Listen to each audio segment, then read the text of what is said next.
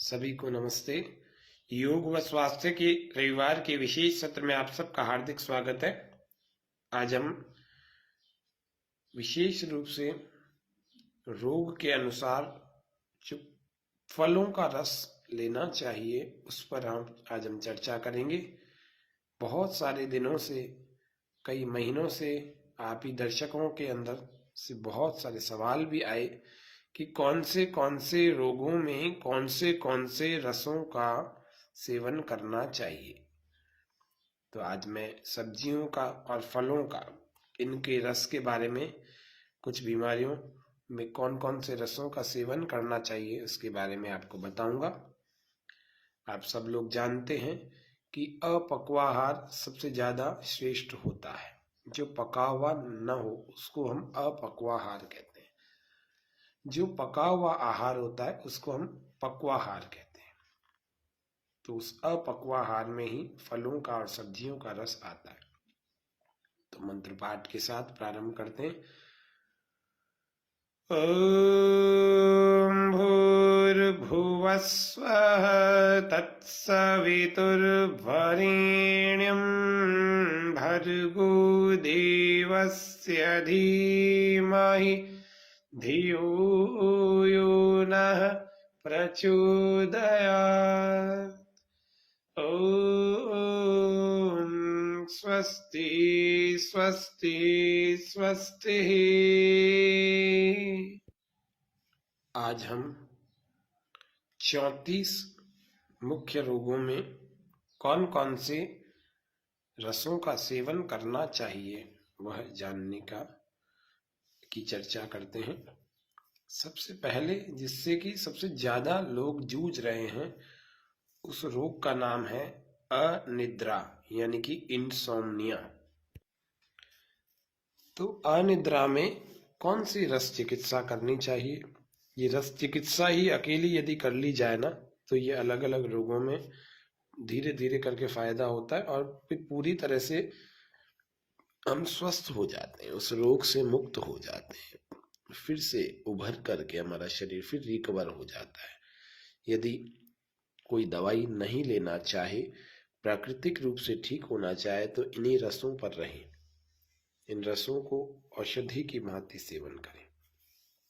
तो इंसोम्निया में सेब यानी एप्पल, अंगूर यानी ग्रेप्स, गाजर, पालक, प्याज का रस और शहद, ये 6 चीजें यदि हम लें तो हमारा अनिद्रा का रोग दूर हो सकता है।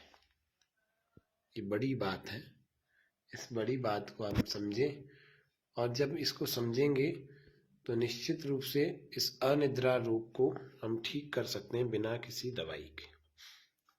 एसिडिटी की प्रॉब्लम किसी को हो रही है, अम्ल पित्त की, तो उनको एप्पल, मौसमी, संतरा, तरबूज, अंगूर, मूली, गाजर और पत्ता गोभी, इनमें से कोई भी 2 चीजें, 1 चीज, 2 चीज, 3 चीज, मैंने आपको 8 चीजें बताई। सेब यानी एप्पल, मौसमी, संतरा, तरबूज, अंगूर, मूली, गाजर, पत्ता गोभी, कोई भी 1 चीज, 2 चीज, 3 चीज, कितनी भी आपको कम से कम 1, अधिक से अधिक 3 से 4 चीजें मिल जाए, इनका आप सेवन अलग अलग समय पर करें। कोई चीज सुबह, कोई चीज दोपहर में, कोई चीज शाम को, कोई चीज रात को।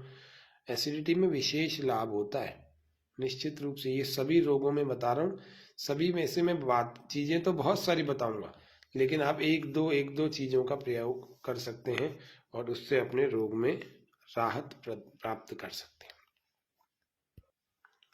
अब जानते हैं अल्सर यानी कि आंतों के छालों में हम कौन से रसों को ले सकते हैं। तो डाब को लेना चाहिए। डाब मतलब नारियल पानी, जो हरा नारियल होता है उसका पानी।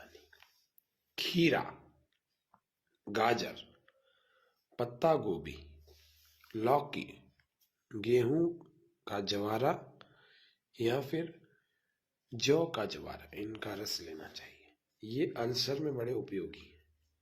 जिनको हाई ब्लड प्रेशर की प्रॉब्लम है वे लोग अनार, संतरा, पपीता, नींबू, चुकंदर, टमाटर, लहसुन, कुल्फा, गेहूं का या जवारे का रस और प्याज का रस भी इम्पोर्टेंट, इसमें बड़े उपयोगी होते हैं।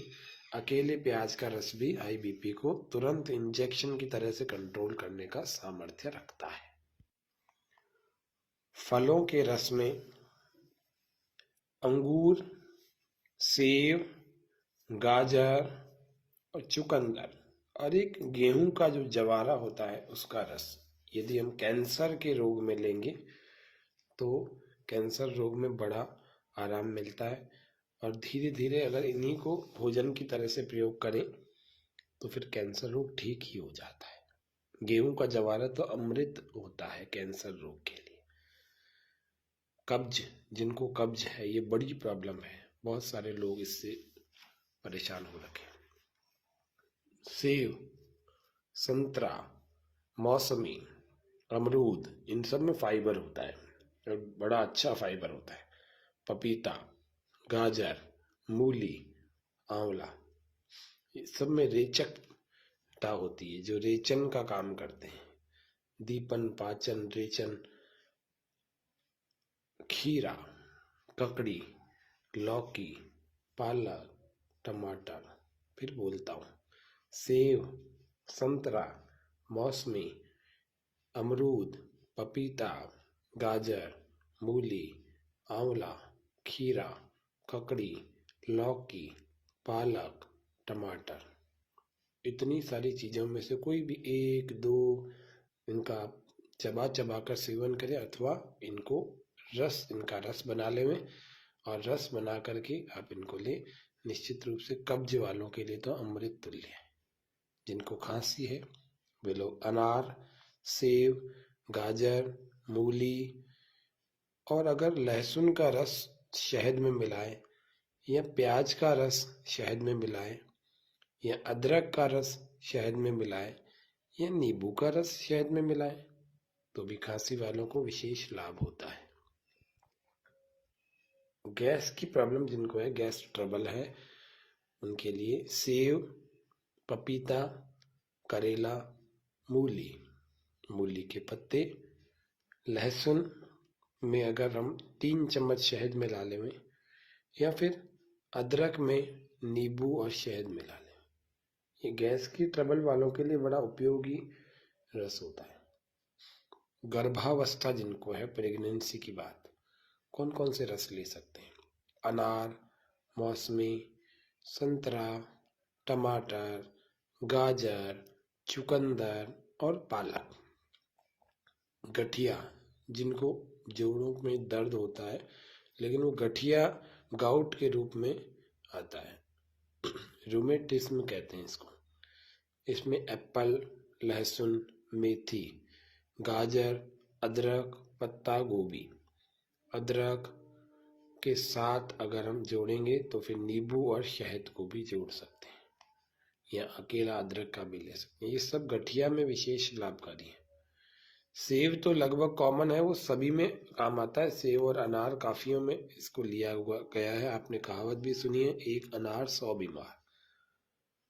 चर्म रोग जिनको है उनके लिए सेब, तरबूज, गाजर, चुकंदर, नींबू, खीरा, ककड़ी, टमाटर, करेला, पत्ता गोभी, चौलाई, मूली और पालक। जिनको बुखार है उनको अनार, संतरा, मौसमी और नींबू।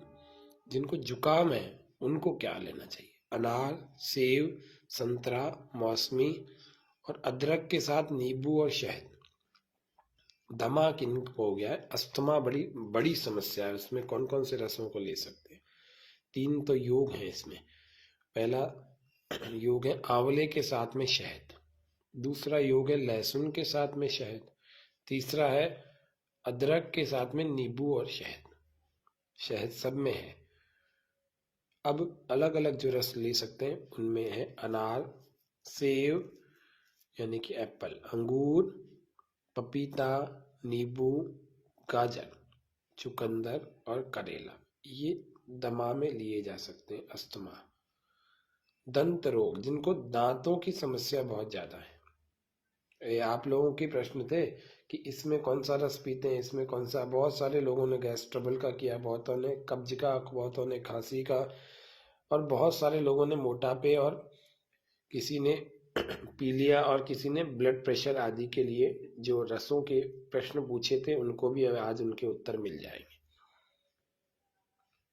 दांतों की जिनको समस्या है उन सबको सेब के, संतरे के रस का, अमरूद का, नींबू, ककड़ी, टमाटर, गाजर, मूली, आंवला, ये दांतों के लिए बड़े अच्छे उपयोगी रस हैं।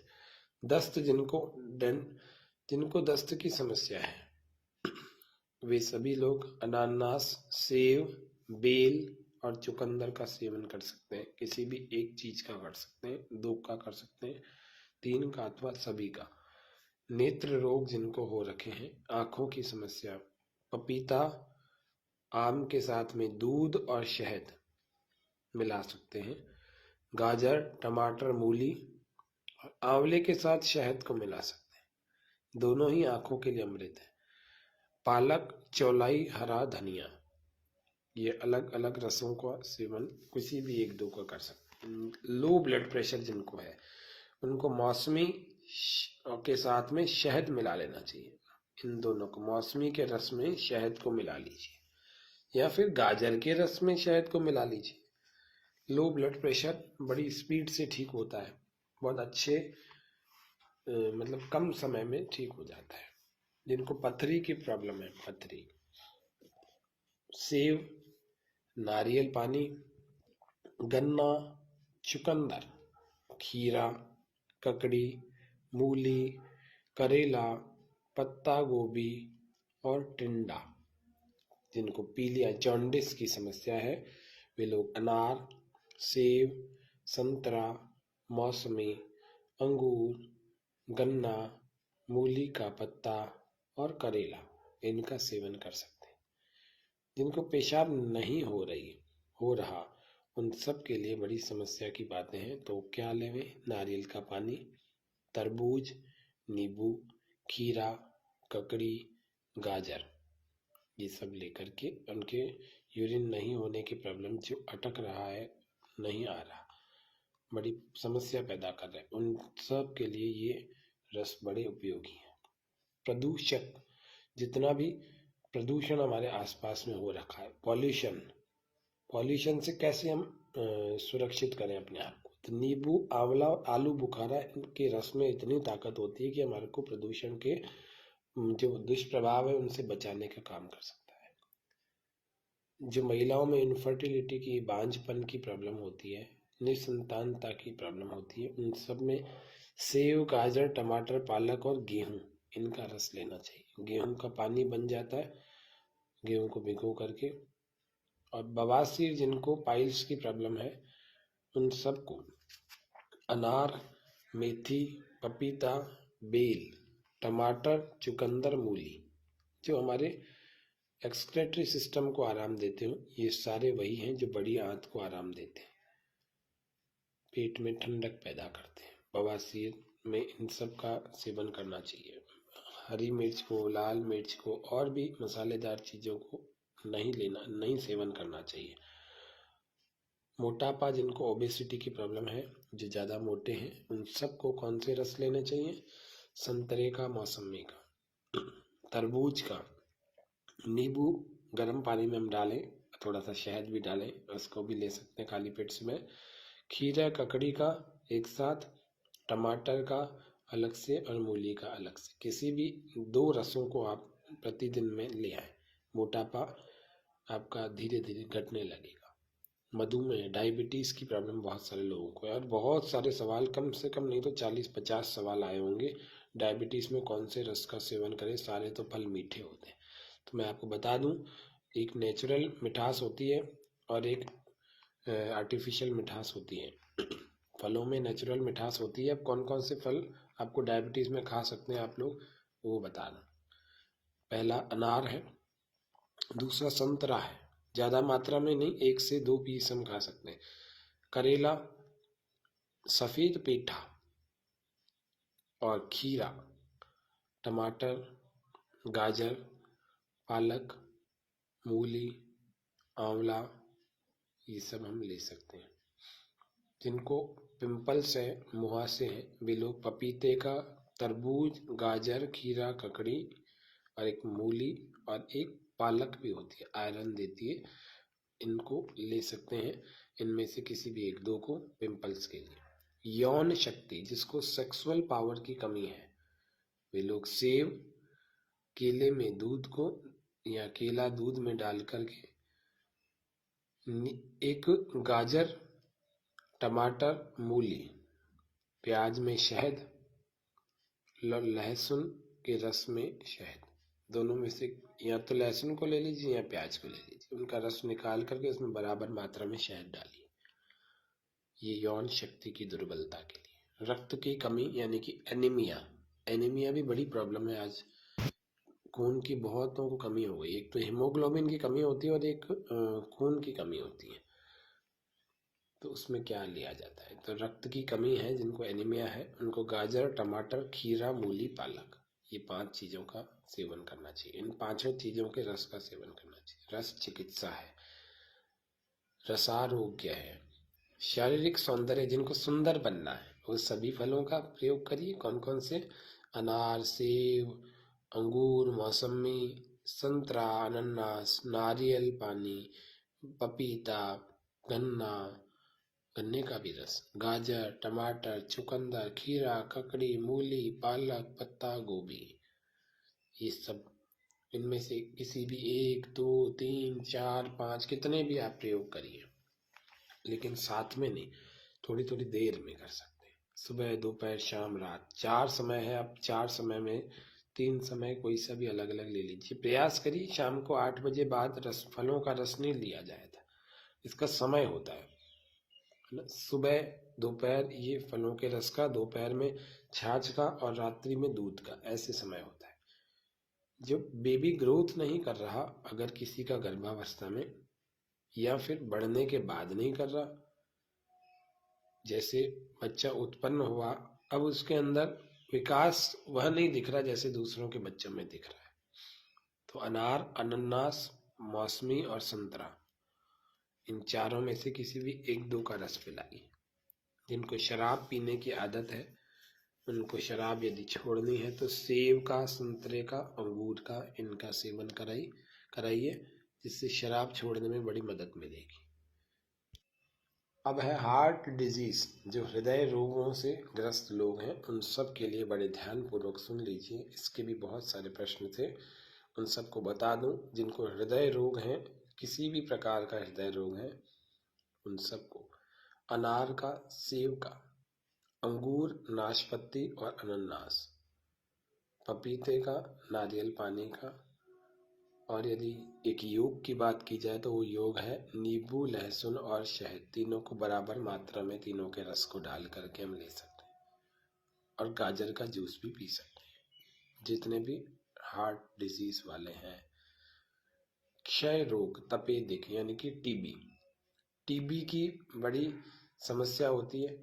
टीबी एक बड़ा रोग है, लेकिन अब इसका पूरा इलाज निकल चुका है। उनको भी रसों का सेवन करना चाहिए जब तक उनकी इलाज चले। गाजर 1, अब 2 योग हैं इसमें जोड़, लहसुन और साथ में शहद को, या फिर प्याज के रस के साथ शहद को ले सकते हैं। अब कुछ महत्वपूर्ण और बहुत ही जरूरी बातें जो कि रसाहार में हमें ध्यान रखनी चाहिए, वो कौन सी है? पहली बात, 6 बातें मैं बताऊंगा। पहली बात, एक समय में अगर आप जूस ले रहे हैं तो 200 से 300 ml ही जूस ले सकते हैं, ज़्यादा नहीं लेना। दूसरी बात, शिशु जो कि बच्चे हैं, उन बच्चों की बात कर रहे हैं, यदि 12, 13, 15 साल से छोटे हैं, वैसे तो 8 साल से छोटों की अभी मैं बात कर रहा हूँ, तो उनको प्रतिदिन 100 से 200 ml ही जूस देना चाहिए, ज़्यादा नहीं देना चाहिए। अब तीसरी बात कर रहे हैं, ये 15 साल से पहले तक के भी वालों के लिए नियम है। तीसरा नियम वो है, अदरक अगर प्याज के साथ और नींबू के साथ में ले रहे हैं तो 10 से 20 ml ही लेना चाहिए तीनों को मिलाकर। ऐसे नहीं कि एक एक गिलास भर के पी रहे। आपको अदरक, प्याज और नींबू का रस की जिस भी रोग में आपको बताया है उन सबको आपको 10 से 20 ml 10 to 20 ml से ज़्यादा नहीं लेना। चौथी महत्वपूर्ण बात, लहसुन का जूस अगर हम निकाल रहे हैं तो 5 से 10 ml, इससे ज़्यादा नहीं लेना।